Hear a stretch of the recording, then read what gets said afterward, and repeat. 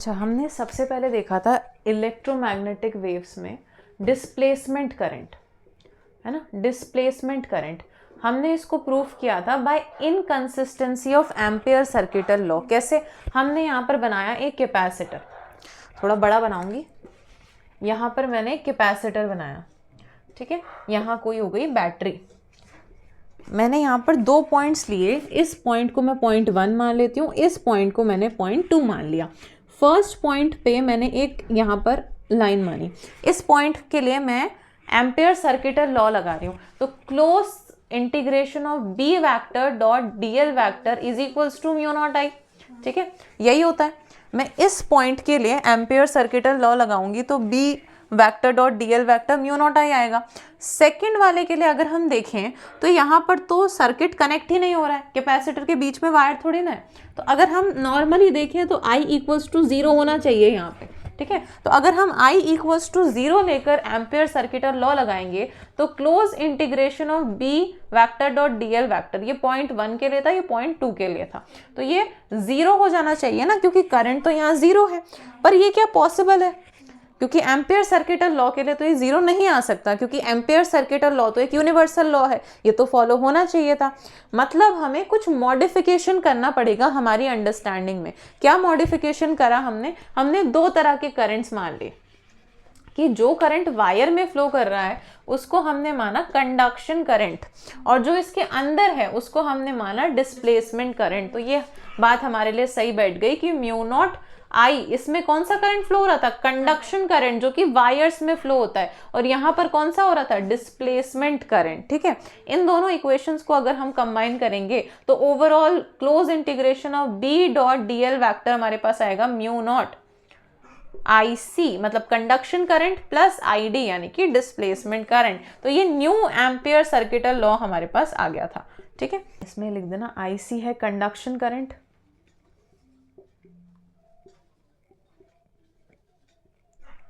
I D है displacement current. Displacement, तो displacement current की अपन डेफिनेशन लिख लेंगे कि it is the current, displacement current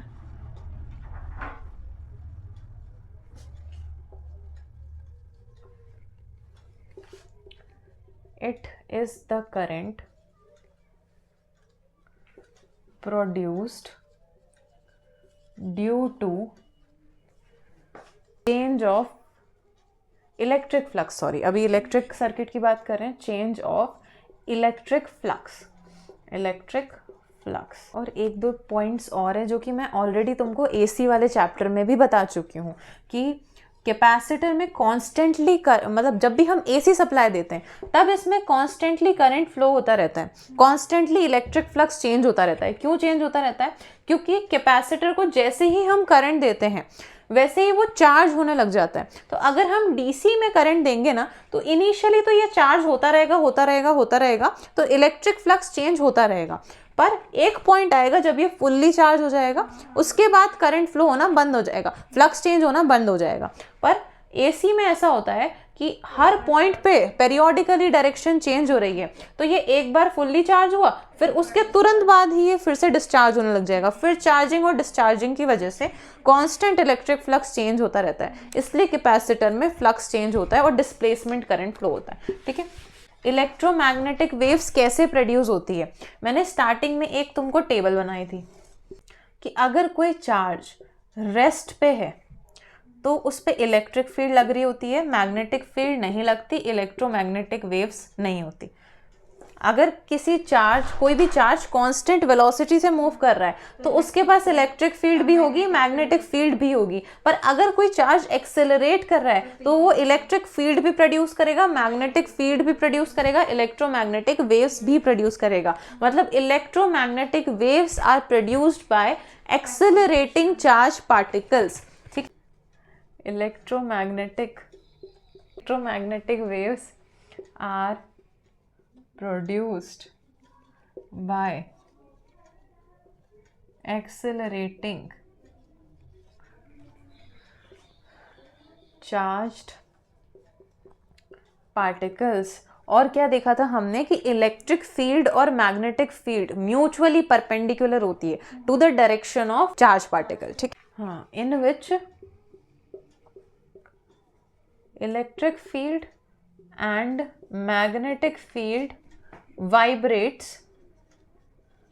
in same phase and mutually perpendicular.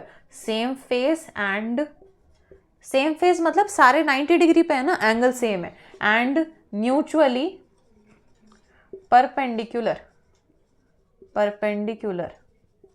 direction of propagation.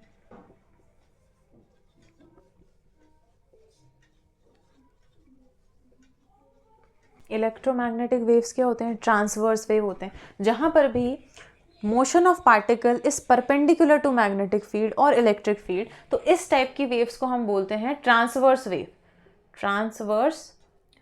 Transverse waves हैं electromagnetic waves. ये मैंने बनाया एक्स, मान लो डायरेक्शन ऑफ प्रोपोगेशन, जिस डायरेक्शन में चार्ज पार्टिकल का मोशन हो रहा है, इसके परपेंडिकुलर डायरेक्शन में मैंने मान लो इलेक्ट्रिक फील्ड बना दी वाई एक्सिस में, और z एक्सिस में मैंने बना ली मैग्नेटिक फील्ड, ठीक है। तो इसका डायरेक्शन कैसा होगा? इस तरह से,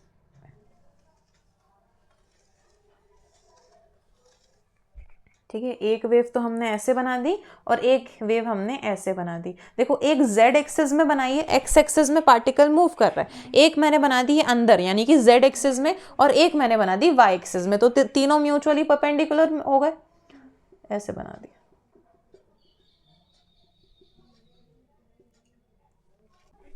ये मैग्नेटिक फील्ड है, ये इलेक्ट्रिक फील्ड है ना, मतलब इलेक्ट्रिक फील्ड को y एक्सिस में लेना है, मैग्नेटिक फील्ड को z एक्सिस में लेना है। अब हम देख रहे हैं इन दोनों की इक्वेशन।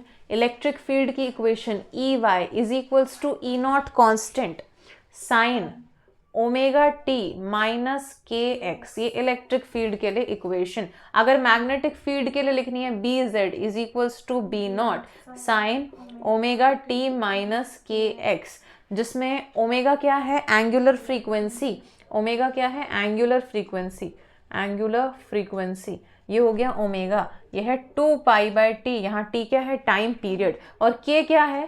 प्रोपोगेशन कांस्टेंट, जिसकी वैल्यू होती है 2 पाई बाय लेमडा, और लेमडा क्या है? वेवलेंथ, ठीक है। ये इक्वेशंस हमने देखी थी। अभी हम देख रहे हैं प्रॉपर्टीज ऑफ इलेक्ट्रोमैग्नेटिक वेव्स, तो मैं शॉर्ट में लिखवा देती हूँ, अपन ने नोट्स में सब लिखा हुआ है। इलेक्ट्रोमैग्नेटिक वेव्स कैसे जनरेट होते हैं? एक्सेलरेटिंग चार्ज पार्टिकल से, तो ये फर्स्ट पॉइंट हो गया उसकी प्रॉपर्टी का। दूसरे पॉइंट में अपन ये लिख सकते हैं कि इलेक्ट्रोमैग्नेटिक वेव्स, यहाँ लिख देती हूँ हेडिंग में properties of electromagnetic waves, they travel with speed of light. Travel कैसे करती है? स्पीड ऑफ लाइट c, यानी कि 3 × 10⁸ मीटर पर सेकेंड की स्पीड से ट्रैवल करती है। Can also travel in medium and without medium, ठीक है, क्योंकि ट्रांसवर्स वेव है तो मीडियम में भी ट्रैवल कर सकती है, मीडियम के बिना भी ट्रैवल कर सकती है। दीज वेव शो और रिफ्लेक्शन, रिफ्रैक्शन, सारे फिनोमिनाज ये वेव शो करती है, मतलब रिफ्लेक्शन, रिफ्रैक्शन, इंटरफेरेंस, डिफ्रैक्शन, सभी तरह के फिनोमिनाज ये वेव शो करती है, ठीक है। रिफ्लेक्शन, रिफ्रैक्शन, इंटरफेरेंस, डिफ्रैक्शन, सारे फिनोमिनाज ये वेव्स शो करती है, क्योंकि वेव्स के लिए हमने ये सारे फिनोमिनाज पढ़े हुए हैं और ये वेव्स ही हैं। इनकी स्पीड को हम और कैसे लिख सकते हैं? c is equals to 1/√μ0 ε0। ये एक फॉर्मूला था जो शायद अपन ने डिराइव भी करा था, ठीक है। ये speed of light electromagnetic waves के लिए स्पीड कितनी हो जाती है? इस रिलेशन के इक्वल हो जाती है, ठीक है। ये तो पता ही है। एप्सिलॉन क्या है? परमिटिविटी, और μ0 क्या है? परमिएबिलिटी। और तो स्पीड हमने देखा था E/B होता है, ये तो मैंने पिछले चैप्टर में भी बता ही दिया। और इलेक्ट्रोमैग्नेटिक वेव्स में ना इलेक्ट्रिक फील्ड वाली एनर्जी भी होगी, मैग्नेटिक फील्ड वाली एनर्जी भी होगी, यानी कि टोटल एनर्जी इलेक्ट्रोमैग्नेटिक वेव्स के लिए, ये U से मैं दिखा रही हूँ एनर्जी, तो UE यानी कि इलेक्ट्रिक फील्ड के लिए एनर्जी पर यूनिट वॉल्यूम, ये एनर्जी पर यूनिट वॉल्यूम है ना, एनर्जी पर यूनिट वॉल्यूम में लिख देती हूँ, पर यूनिट वॉल्यूम, इलेक्ट्रोमैग्नेटिक वेव्स के लिए हम इलेक्ट्रिक फील्ड और मैग्नेटिक फील्ड दोनों का प्लस कर देंगे। तो इलेक्ट्रिक फील्ड के लिए हमने half epsilon naught E square पढ़ा था, electric field per unit volume, plus magnetic field के लिए B square upon 2 mu naught, यही पढ़ा था। तो ये एनर्जी पर यूनिट वॉल्यूम हो जाएगी इलेक्ट्रोमैग्नेटिक वेव्स के लिए। और इनके पास मोमेंटम भी होता है। थर्ड पॉइंट हो गया, चौथा पॉइंट हो गया, पांचवा पॉइंट, इनके पास मोमेंटम भी होता है, कैरी मोमेंटम। और इनके मोमेंटम के लिए हमने मस्त फॉर्मूला भी बनाया था, E is equals to PC, energy is equals to Priyanka Chopra, ऐसे याद हुआ है मुझे प्रियंका चोपड़ा में बहुत एनर्जी है, तो energy equals to PC। Electric field और मैग्नेटिक फील्ड से डिफ्लेक्ट नहीं होती, तो not deflected by electric field and magnetic field. अच्छा, इलेक्ट्रोमैग्नेटिक वेव्स अलग अलग टाइप्स की होती है depending on frequency and wavelength. हमने बहुत सारी टाइप्स की इलेक्ट्रोमैग्नेटिक वेव्स बताई थी। गड्डी, XUV, इन माई रेंज, मतलब गामा रेज, गड्डी, XUV, इन माई रेंज। गड्डी मतलब गामा रेज, X मतलब एक्स रेज, यूवी में U से तो हो गया अल्ट्रावायलेट रेज, और V से हो गया विजिबल रीजन जिसमें विबग्योर आ जाता है। इन से हो गया इंफ्रारेड, माई से हो गया माइक्रोवेव्स, और R से हो गया रेडियो वेव्स। ठीक है, इसमें हम यहां से यहां जाते थे तो क्या बढ़ता था? सही तो बोल रही हो, तो घबरा क्यों रही हो? वेवलेंथ इंक्रीज होता है, फ्रीक्वेंसी डिक्रीज होता है। ठीक है, और पेनिट्रेटिंग